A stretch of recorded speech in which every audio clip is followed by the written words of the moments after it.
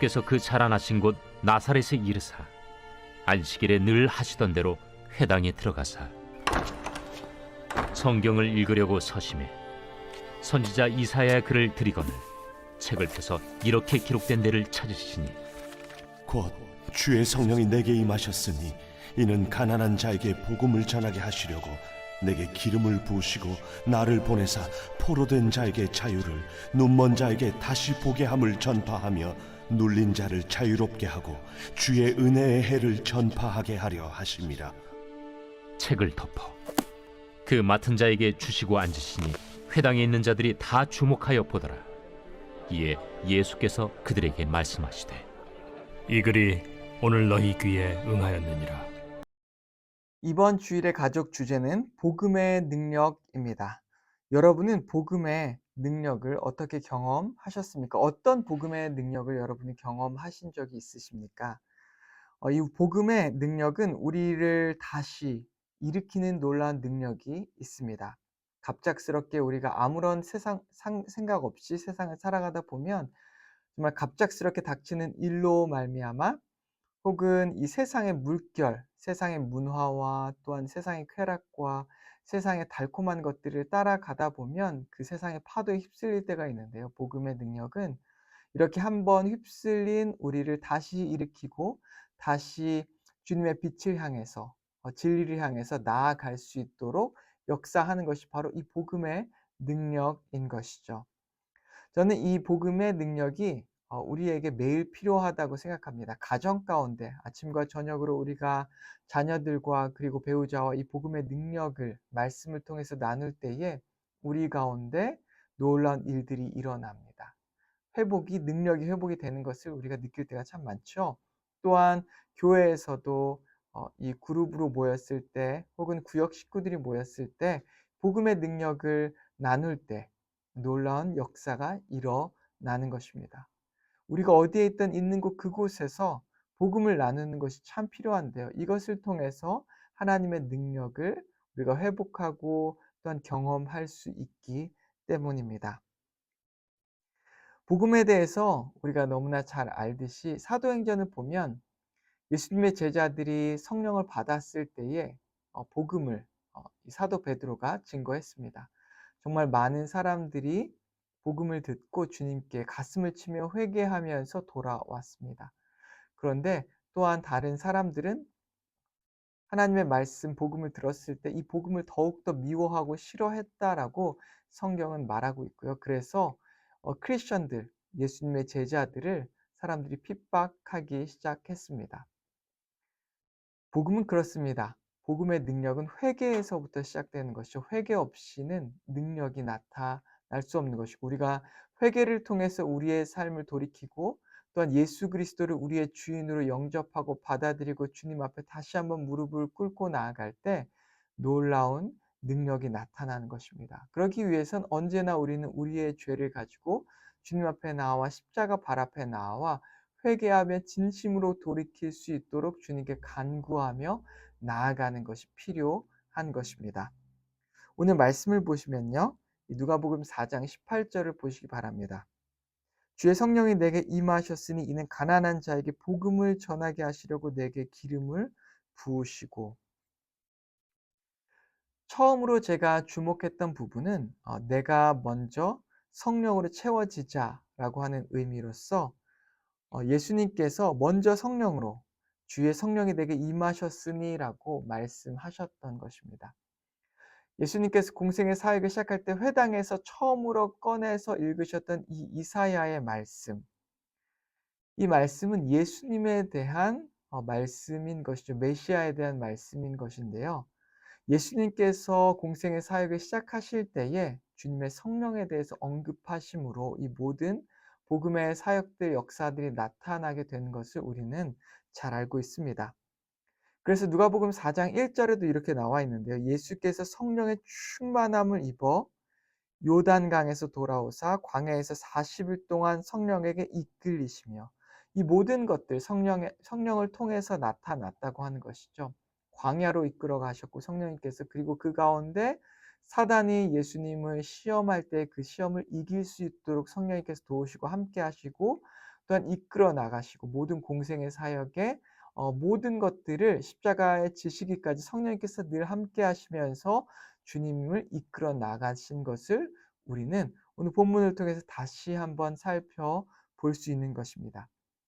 그러기에 우리가 복음을 증거할 때에, 그리고 우리가 복음을 받아들일 때에 가장 먼저 나타나는 변화가 바로 이 성령의 능력이고 성령의 임재고 성령의 역사인 것이죠. 성령의 내주하심이 우리 가운데, 우리가 복음을 받아들일 때 나타나게 되는 것이고, 또한 우리가 성령 충만할 때 복음이 흘러나오는 것을 우리가 경험하는 것입니다. 우리가 복음을 증거할 때 그러므로 우리에게 정말 필요한 것이 무엇일까요? 바로 성령을 의지하는 것입니다. 우리 안에 계신 성령님, 그 주님께 나아가 우리의 죄를 고백하고, 그리고 주님께서 주시는 그 말씀을 듣고 그 말씀대로 순종하며 걸어가는 것이 우리에게 그 무엇보다 필요한 것입니다. 두 번째 구절을 한번 보시면 내게 기름을 부으시고 나를 보내사 포로된 자에게 자유를 이라고 말씀하고 있습니다.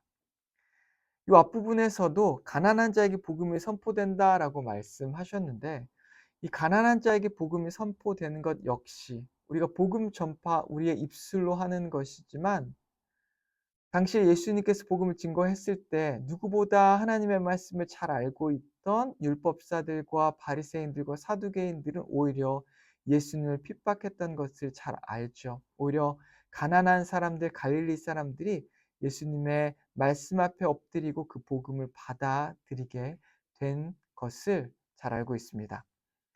그것처럼 이 복음이 전해지는 것도 성령님께서 역사하실 때 겸손하고 또한 회개함으로 나아가는 사람들 앞에 성령님께서 놀랍게 임하셔서 역사하는 것을 우리가 알게 된 것입니다. 우리가 누군가를 마음대로 변화시키는 것이 아닙니다. 물론 복음은 모든 사람들에게 우리가 사랑을 통해서 증거해야 하는 것입니다. 마땅히 그것이 우리의 의무인 것이죠. 하지만 우리가 누구를 변화시키는 것은 우리의 힘으로 하는 것이 아니라 오직 성령님께서 하는 것임을 믿고, 우리는 그를 위해서 기도하고 사랑으로 품어주고 함께 동행해 주는 것이 우리가 해야 하는 모든 것임을 우리는 기억해야 합니다. 그래서 여기에 보시면 이 포로된 자에게 자유를 선포하시는 것 역시 예수님의 성령의 놀라운 역사가 일어난 이후에 나타나는 것을 우리가 봅니다. 당시에 수많은 포로된 자들이 있습니다. 로마 사람들에게 포로된 사람들도 있었지만 대부분의 사람들이 죄의 포로가 되었고요. 그리고 또한 이 귀신의 권세 가운데 포로되어 있었습니다. 자신의 과거에 포로가 되어 있었고요. 또한 자신의 인생 가운데 비참한 일에 포로되어 있었습니다. 예수님께서는 그들에게 복음을 선포하시고 또한 그들에게 성령을 주심으로 말미암아 성령의 역사하심을 우리에게 허락하심으로 말미암아 우리의 모든 아픔과 또한 과거의 수치와, 그리고 또한 우리를 붙잡고 있는 귀신의 권세와 사단의 권세와 죄의 권세로부터 우리를 자유하게 하신 것을 우리는 기억하고, 오늘 그 주님께서 선포하신 자유를, 우리에게 주신 자유를 누리고 그 자유를 선포하는 여러분과 제가 되기를 주님의 이름으로 축원합니다. 그 다음 구절을 보면 눈먼 자에게 다시 보게 함을 전파한다라고 말씀하고 있습니다. 예수님께서는 육체의 눈을 뜬 놀란 기적들을 어, 행하셨는데요. 우리가 말씀을 자세히 보면 예수님의 기적들은 대부분 공생의 사역 가운데 집중되어 있습니다. 그리고 공생의 사역은 예수님께서 성령 충만함을 받으신 이후에 오늘 말씀에서도 이 누가복음 4장 1절에서도 말씀하신 것처럼 성령 충만함이 예수님께서 함께 하셨고, 그리고 예수님의 공생의 사역은 광야 생활, 광야에서 시험 받으심을 통해서, 그리고 그 이후에 세례를 통해서 비둘기가 정말 이 성령님께서 비둘기처럼 내려오는 그런 놀라운 역사를 경험하심을 통해서 더 놀랍게 이 공생의 사역이 일어나게 되었고요. 그 이후에 눈먼 자들이 눈을 뜨게 되는 놀라운 일들이 일어나게 됐습니다. 예수님의 제자들도 그들이 성령을 받은 이후에 놀란 기적들을 훨씬 더 많이 일으켰는데요. 우리도 마찬가지인 것 같습니다. 우리가 성령의 능력 없이 어떤 일들을 감히 할 수 있겠습니까? 성령의 능력을 날마다 구하고 그리고 성령의 음성을 듣고 성령과 동행하는 여러분과 제가 될 때에 이 복음의 놀라운 능력이 나타나게 되는 것입니다. 다음 구절도 마찬가지인데요. 눌린 자를 자유롭게 하고, 네, 우리의 눌린 마음, 이 아픔으로 눌려 있고요. 또 힘든 일들로 눌려 있고 죄로 인해서 눌려 있는 우리의 이 마음을 자유하게 하실 분은 오직 예수 그리스도 주님의 복음밖에 없습니다. 예수 그리스도의 보혈로 우리가 죄에 눌리고 또 눌리고 우리의 실수로 인해서 다시 고통받고 다시 넘어질지라도 그 눌린 우리를 다시 일으키는 것은 오직 복음밖에 없고요. 그리고 그 놀라운 일들이 일어나게 되는 것은 성령의 놀라운 역사하심으로 나타나게 되는 것입니다. 오늘 여러분의 삶 가운데 눌림이 있습니까? 마음 가운데 눌림이 있습니까? 복음으로 다시 돌아가시기 바랍니다. 다시 성령의 놀라운 능력, 우리를 자유케 하는, 눌린 자를 자유케 하는 성령의 놀라운 능력을 체험하시기 바랍니다. 마지막으로 주의 은혜의 해를 전파하게 하려 하심이라 라고 말씀하고 있습니다. 우리가 너무나 잘 아는 50년마다 돌아오는 이 희년은 가난하고 포로되고 억눌리고 사로잡히고 고통받던 이들이 다시 소망을 갖고 삶이 회복되는 일을 말하고 있는 것이죠. 모든 것을 다시 시작하게 하는, 다시 하나님의 자녀가 되게 하는, 리셋하는 그 은혜를 말씀하고 있습니다. 이 은혜를 우리가 어떻게 누릴 수 있을까요? 복음을 통해 성령을 통해 누리며 나아가는 것입니다.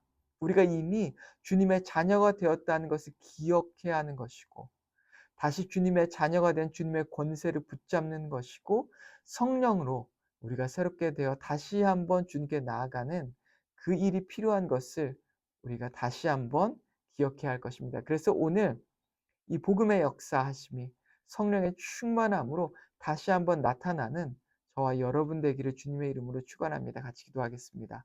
하나님 아버지, 오늘 말씀을 통해서 이 복음의 놀라운 일들 가운데 가장 먼저 선행돼야 할 것이 성령의 충만함, 성령의 역사하심을 님을 주여 우리 고백하며 나아갑니다.